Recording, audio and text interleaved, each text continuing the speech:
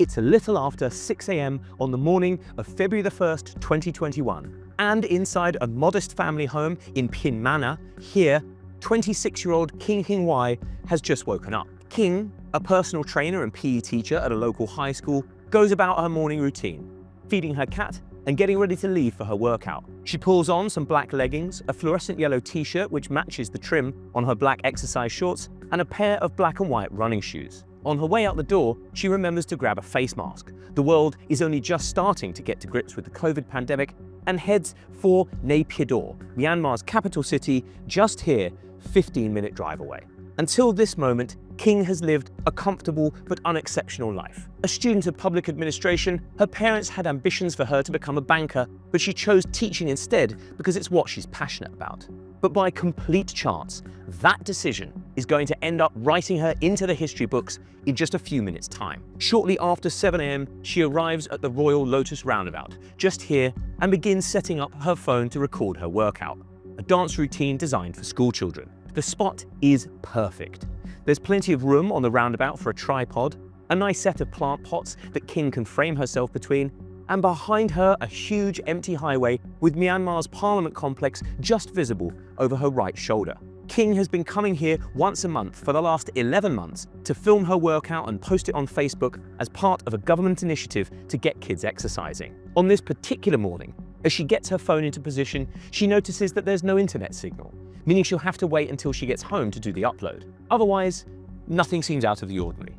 King begins playing the music she will dance to, a song called Ampun Bang Jago, which means Forgive Me, Master. The track is actually a protest song, which became popular during anti-government demonstrations in Indonesia, though King doesn't know this. She just knows that it often features on TikTok videos that her young pupils are into. King presses record on her phone, steps back into frame, and captures what has to be one of the most surreal videos in history. Whilst King dances, a column of military vehicles can be seen driving past her and into the government complex. She assumes this is some VIP arriving for the first session of the new parliament. In fact, it's soldiers arriving to stop the new session from starting. It's a military coup, captured in real time. If you know one thing about the Myanmar Civil War, then this video is probably it. But the footage alone raises a lot more questions than it answers. How on earth did the country get to this point? What exactly are we looking at here? And what has happened in the years since then? This is the story of one country's fight for freedom against a corrupt and incompetent military who turned it into a hermit state on par with North Korea. The story of a PE teacher, a general, and the lady whose lives intersected for one brief moment on this February morning and help explain the plight of a nation. This is the Myanmar Civil War, and this is BattleBoard. This is Myanmar, a Southeast Asian nation that is sandwiched between Bangladesh, Thailand, Laos, and China. This is one of those nations that was created by colonial powers drawing lines on maps. In this case, the British. What that line drawing did, here as elsewhere, was throw together a bunch of different ethnic groups who never previously thought of themselves as having very much in common. In Myanmar's case, 135 different ethnicities found themselves on the same side of that line, basically ensuring a continual state of civil war ever since. For the most part, the fighting happens on the mountainous periphery of the country. Groups like the Kachin up here in the north, the Rakhine in the west, the Wa out here in the east, and the Karen in the south, all battling for autonomy from the government. The center of the nation, its fertile lowlands and river deltas here are dominated by the largest ethnic group, the Bamar, from which it takes its historic name, Burma. Religiously Buddhist, this group dominates both the military, the Tatmadaw to give it its official name, and the government. Though in this part of the world, those two things are often the same, as we'll soon learn. Myanmar should probably be one of the region's wealthiest nations.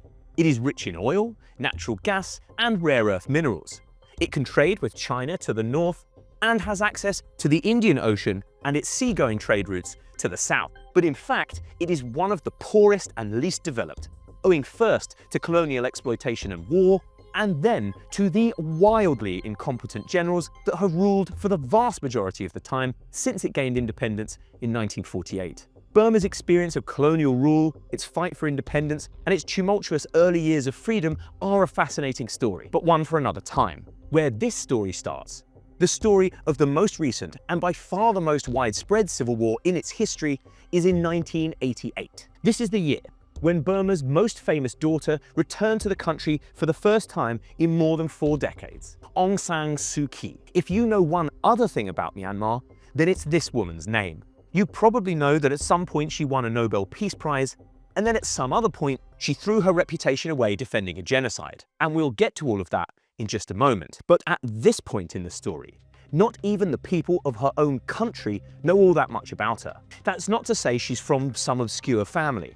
Far from it. Her father was General Aung San, Burma's independence hero, father of the modern nation, and founder of the army. He fought the British and the Japanese to win Burma's freedom, only to be assassinated 6 months before the liberation officially took place. Aung San had 4 children with wife Daw Kim Kyi, a nurse who tended to him during the Revolutionary Wars. 2 sons, Aung San U and Aung San Lin, and 2 daughters, Aung San Suu Kyi and Aung San Chit, who sadly died not long after being born. Despite appearances, Burmese culture generally doesn't do family names or surnames, so giving his name to each of his children, and in the case of his surviving daughter, her mother's name also, suggests he had great expectations for them. But fate had other plans. All 3 were far too young to carry on his legacy when he died. Sue was just 2 at the time, and Lin tragically drowned not long afterwards. Her older brother U subsequently left Burma for America and never looked back. And Sue also went abroad when she was 15, following her mother to India, where she had been appointed ambassador. This is how she faded from public consciousness back home. From there, she went to England and studied at Oxford, where she met and married an Englishman, Michael Arris. She settled in the Oxfordshire countryside, where she had 2 sons of her own, Alexander and Kim, and became, in her own words, a housewife. By all accounts, Sue remained interested in Burma and was a keen student of events there, which had turned decidedly for the worst in her absence. She would also regularly visit, mostly to see her mother, who was back from India and living in the city then known as Rangoon, but she showed little interest in getting involved in public life. Instead, she committed herself to study and the work of raising 2 children. That is, until the year 1988, when fate intervened again. This is Yangon, Myanmar's largest city, which back in the 80s was known as Rangoon and was also its capital.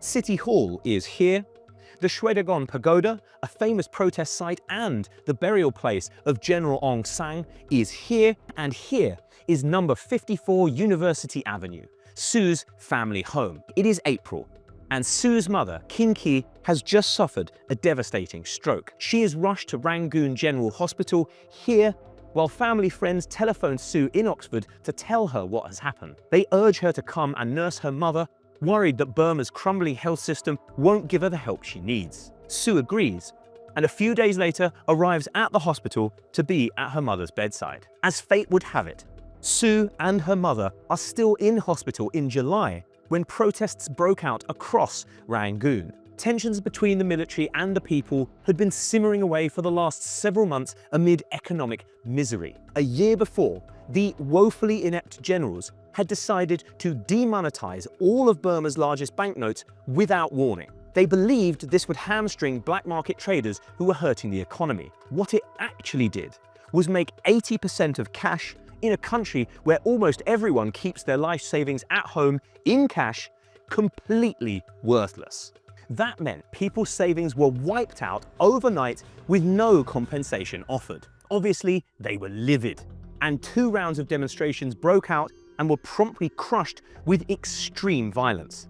As Sue arrived in the country, the military was in the process of exonerating itself for that violence, causing a 3rd round to break out. Protesters gather at university campuses around the city and then begin marching on the city centre. But they are blocked and then fired upon by the military. Dozens are killed and hundreds more are wounded, some of whom are taken to Rangoon General Hospital. Here, Sue meets and speaks with them, her first contact with a rebellion she will end up leading in just a few months' time. As the protests die down again, Sue and her mother go home. Khin has recovered enough to be discharged, but her outlook is grim. Suu has resolved to stay in Burma and care for her until the inevitable happens. For that reason, she is still in Burma when a fourth round of protests begins in August. Again, it is students who take to the streets first, marching from Shwedagon Pagoda to City Hall and around the Embassy District. The military again responds with violence and tries to impose martial law. But day after day, more people defy the curfew to join the demonstrations. The demonstrations peak on August the 8th, or 8888, an auspicious day according to Burmese astrologers, when dock workers walk off the job at 8 a.m. It is no longer just students marching. Hundreds of thousands of people from all walks of life gather around City Hall and remain there all day, calling for an end to the regime and a transition to democracy.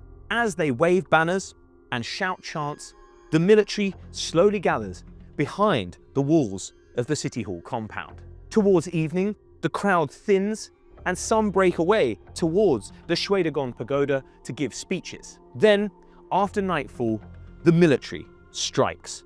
Tanks and trucks scatter the crowds and then hunt them through the city streets under orders to shoot to hit. Afterwards, the Tatmadaw claims that only 100 people died in the riots, though nobody is inclined to believe them. Diplomats suggest 1,000 is a more likely number, but according to medical workers who actually treated the dead and dying, the true figure was closer to 3,000. Whatever the truth, one thing is clear: the protests and violence are escalating. Suu is conspicuously absent from these demonstrations, preferring to tend to her mother and be with her husband and children, who by now have flown out to join her.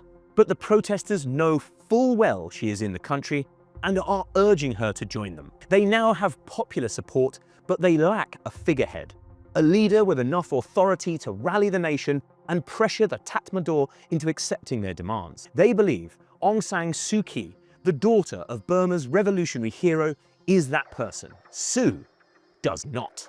Surrounded by her family and dying mother, her loyalty remains with them. She tries to assuage the protesters by offering her house as an office to organize from, and she agrees to help facilitate talks between them and the military. But as events worsen, it becomes clear this isn't enough. On August the 24th, she agrees to give a speech outside Rangoon Hospital, publicly backing the demonstrators and their cause. This is a low-key affair, but is significant for two reasons. First, there is no military violence against the gathering. The junta clearly fears attacking Suu directly. Second, Suu uses it to call for a much larger rally 2 days later at the Shwedagon Pagoda. This second event is what protesters had so desperately been hoping for. Nobody knows for sure how many people actually attended, but estimates run up to 1 million people. It is a much longer speech, and Suu lambasts the ruling junta,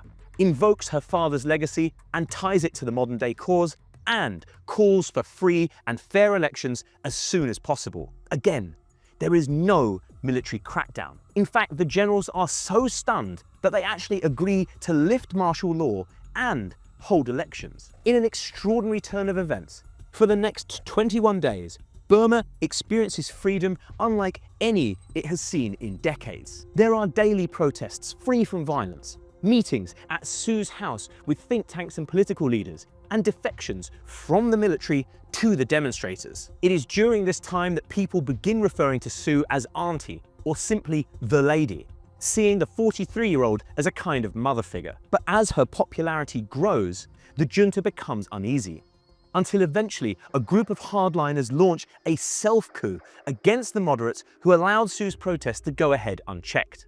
Martial law is reimposed, but protesters defy it, setting up roadblocks in downtown here. On September the 18th, a huge convoy of military vehicles drives into this area from the north, spraying machine gun fire at anyone who resists. Hundreds are killed, and military vehicles are parked outside Suu's home, preventing her from leaving. Despite the bloodshed, protesters return to the streets the following day. By now, the crowd is armed, but with rudimentary weapons like knives and makeshift spears. In the Tamwe district, Some of them managed to storm an army truck and, despite taking heavy casualties, kill the soldiers and take their weapons. But most of the clashes are one-sided. One march past City Hall is confronted by 3 machine gun nests on rooftops. The soldiers open fire without mercy. Some estimate that up to 10,000 people were killed in Rangoon alone that day, in what was thought to be the worst post-war massacre anywhere in the world at the time. The protesters are crushed, but the military continue to promise elections as a way to justify their actions. What they try to do is convince people they're safeguarding rather than subverting democracy. In response, Suu and 2 of her closest allies formed the National League for Democracy, or NLD party, to run in those elections. Incredibly, she is allowed to take off around the country and campaign, drawing thousands to her rallies. Even junta hardliners are intimidated by her. On the 27th of December, as campaigning is in full swing, Suu's mother dies. Shortly afterwards, her husband leaves to join their children who are already back home. The last ties to Suu's old life have been broken. Throughout 1989, support for the NLD continues to grow, and the junta begins lashing out, not against Suu directly, but against her supporters, thousands of whom are arrested. As the crackdowns intensify, so do Suu's criticisms of the generals. Eventually, they decide enough is enough. In July 1989, she is placed under house arrest, the first of a series of on-off detentions that will last for the next 2 decades. The junta clearly hope this is enough to stop people voting for her and allow the elections to go ahead 9 months later without any significant interference. Their gamble backfires spectacularly, and the NLD wins by a landslide. The junta, unsurprisingly, refuses to recognize that result, instead stuffing the new parliament with its own men. But the people will not forget the election they stole. As long as Aung San Suu Kyi, their talisman, remains with them, they will hold on to hope of democracy being restored. That's the story of the lady. But what about the general? We're back in Myanmar, and the man we're here to meet is Min Aung Hlaing.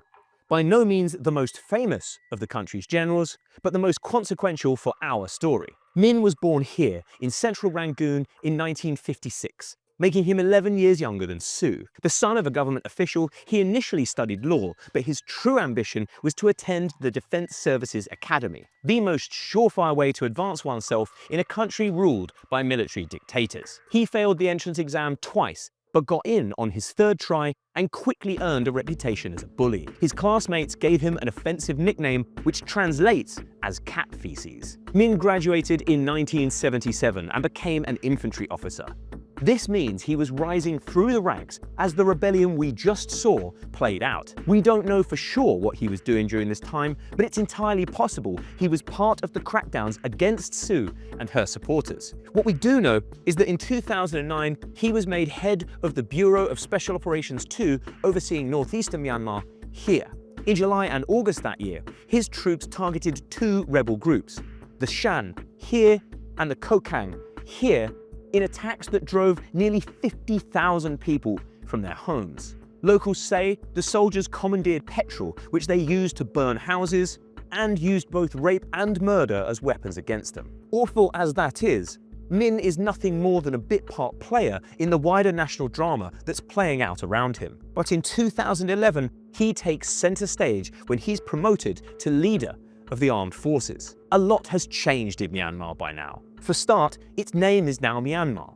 The junta controversially changed it from Burma in 1989 and changed Rangoon to Yangon at the same time. A lot of pro-democracy campaigners, Suu included, refused to play along, saying the unelected generals had no right to do so. To this day, many people, including US diplomats, use Burma for this reason. The capital has also moved from Yangon to Naypyidaw, one of those strange purpose-built administrative cities, almost deserted except for the government. Suu herself has become a Nobel Peace Prize winner, having been given the award in 1991 in her absence. to recognize her peaceful resistance to the military dictatorship. Her husband, Michael, has sadly passed away from cancer. The military used his illness to torture her, refusing to allow him a visitor's visa even when it became clear his condition was terminal. Of course, the military would have been more than happy for Suu to go to him, but that would have meant never being allowed back into the country again, and she refused. Her children were banned from visiting her for the same reason,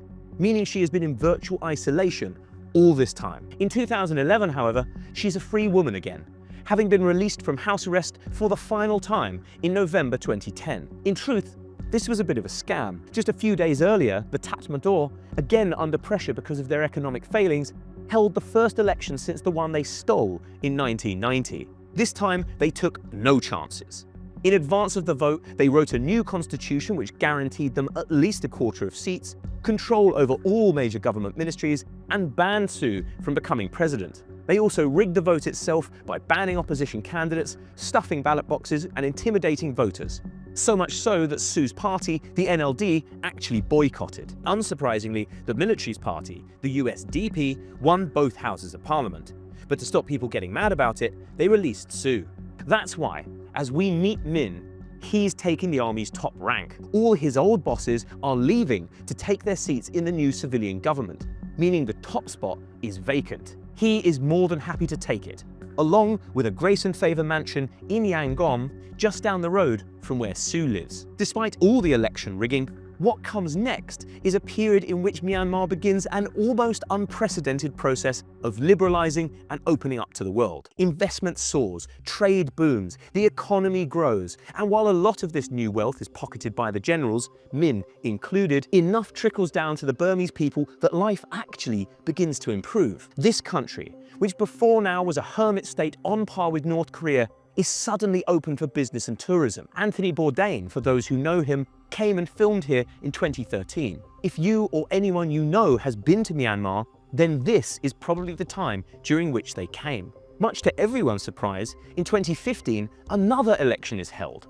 And while the constitution still guarantees the military's power no matter what, Suu's party not only runs in it, but wins. Even more incredibly, the military actually hands over some of its power. The civilian government is allowed to take its seats. Suu is still banned from becoming president, but her party simply creates a new office for her, above the president, making her the nation's de facto leader. But it is from this high watermark that things start to go very slowly and then very suddenly wrong. The first sign that something is amiss is that, despite not even running for election, General Min starts acting like he's in charge. He travels abroad to visit states like India and Japan, and invites foreign dignitaries, including the UN chief and the Pope, to Myanmar, where he hosts them, rather than Suu. Then, in 2017, Min orders his armed forces to carry out an offensive over here in Rakhine State in the west. Unlike most of Myanmar, which is Buddhist, the people of Rakhine are Muslim. There's the majority Rakhine ethnicity,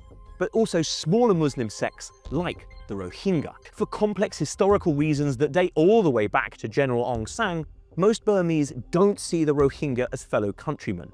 They see them as essentially foreigners settled on their land. What this means is that when Min orders his troops to attack them in revenge for ambushes on military outposts, the aim isn't to subdue them, but to kick them out. In total, more than 1 million Rohingya are forced to flee their homes as Min deploys the same tactics he used against the Shang and Kokang almost a decade earlier. Houses are burned, civilians are slaughtered, and rape is used as a weapon against them, although on a much bigger scale than ever before. Despite international calls for her to condemn the violence, Suu keeps quiet.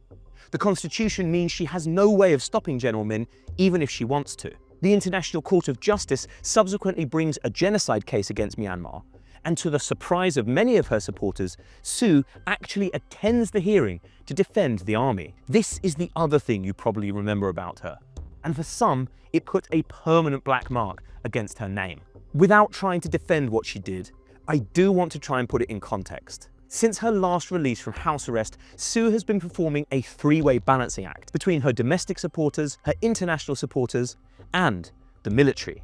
Up to this point, she's kept these three things expertly in check. Myanmar has prospered as a result, and her reputation is assured at home and abroad. But General Min's actions have thrown the balance off, and forced her to choose. Pleasing her international supporters by denouncing the attacks risks the wrath of the military, and it risks her reputation at home too. Many Buddhist nationalists within Myanmar are actually quite happy with Min's campaign, and his popularity is growing as a result. Myanmar is due to host another election in 2020, in which Suu and Min will face off for the presidency. And denouncing the attacks might give him an advantage. So she goes to court to defend both her nation and the military, damning her in the eyes of many onlookers. Whether or not you agree with her actions, the gamble pays off, because in the 2020 election, Suu and the NLD win yet another landslide. Now it's General Min who's in a bind. He's been acting like the president and was planning on taking the job officially following a victory he felt was assured. But voters have denied him that chance.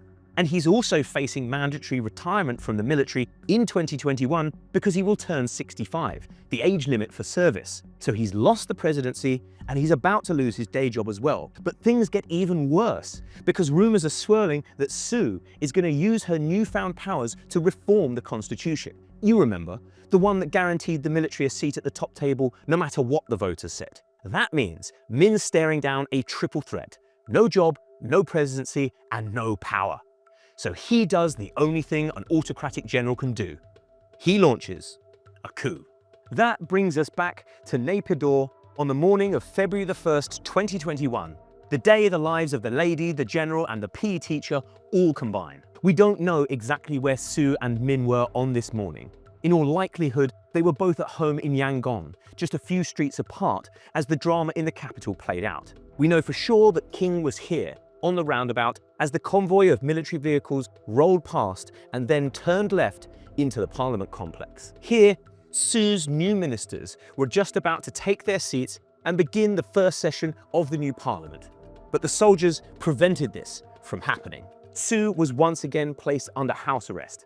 And not long afterwards, General Min relocated to the presidential palace here to take the job for himself. For her part, King went home to Myanmar, where she reconnected to the internet and began to upload her video, still blissfully unaware of what she had witnessed. It was only as the file transferred that she began getting alerts through from her friends, family, and the news. By the time she actually posted the video on her Facebook page, she was clearly aware of what she had seen, because the caption said, "I was filming the clip for a competition before the morning's news came through. What a memory." That's what was really going on in that footage, which astounded the world back in 2021. How it came to happen and what it meant to the country and the people involved. But don't tune out just yet, because we still have one more burning question to answer. This coup was 5 years ago. What has happened to Myanmar since then? To answer that, we'll have to zoom out once more. We're back in Myanmar in the days after the 2021 coup. What General Min was hoping is that, just like in 1988, people would accept their freedoms being taken away and submit to military rule once more. Maybe he'd be forced to massacre a few thousand of them in the process, but hey, that's more or less all in a day's work for General Min. What he certainly was not expecting was that people would organize and fight back, but that's exactly what happened. Almost immediately, protests sprang up in the major cities as thousands, then hundreds of thousands, then millions of people rise up against Min. Predictable as the tide, Min sends the army after them, massacring hundreds, driving thousands from their homes, detaining and torturing God knows how many more. But Min has failed to realize two important things. First, these are not the same people the military crushed in the 80s and 90s. Those people enjoyed just 21 days of freedom before it was taken away. These people, in 2021, have experienced it for a decade. They know what life was like before, how much better it has become since, and they aren't going down without a fight. Second, he's made a lot of enemies on his rise to the top.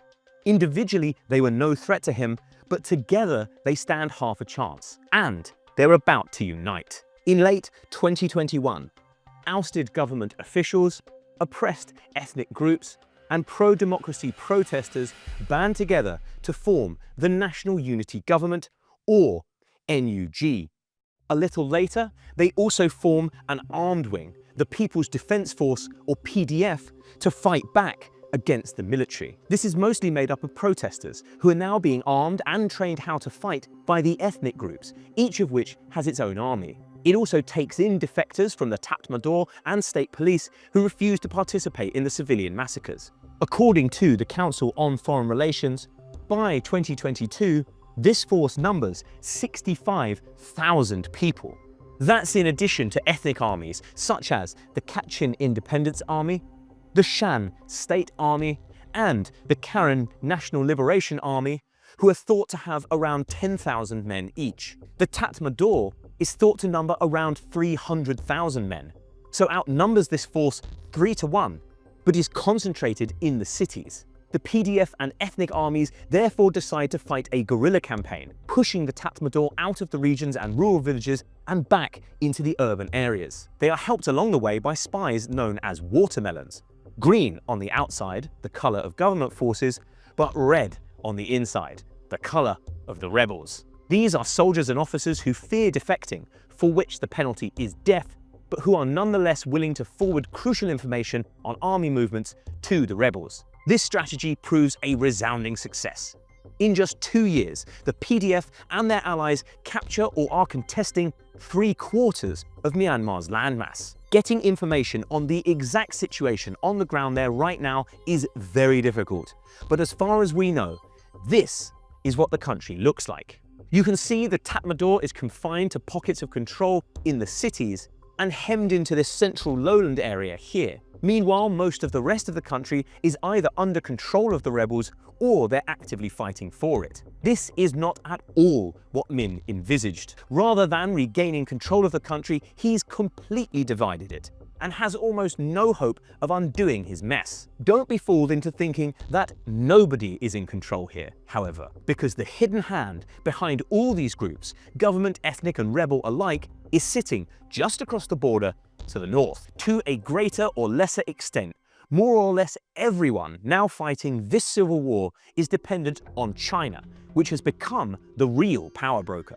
Experts believe the Chinese are now backing both government and rebel factions, playing them off against one another. The reason? Chinese companies have billions of dollars invested in Myanmar's industries, including rare earth mining, and a key oil and gas pipeline crosses the country. Let me give you an example of how this works in practice. In 2023, Beijing is widely suspected to have helped an alliance of rebel groups here in the north to launch an offensive against the government. Experts suspect that General Min, who has a history of poor relations with the Chinese, had done something to upset them and they wanted him punished. However, the rebels went further than the Chinese wanted and in 2024 launched another unsanctioned attack that captured the city of Lashio over here. Beijing swiftly retaliated. It found the rebel group responsible, cut off its electricity, its water supplies, internet access, and access to trade. The leader of that group then disappeared for a little while before reappearing just in time to sign a ceasefire with the Tatmadaw and hand back the territory it took, including Lashio. And that's how you know who's really winning the civil war in Myanmar right now.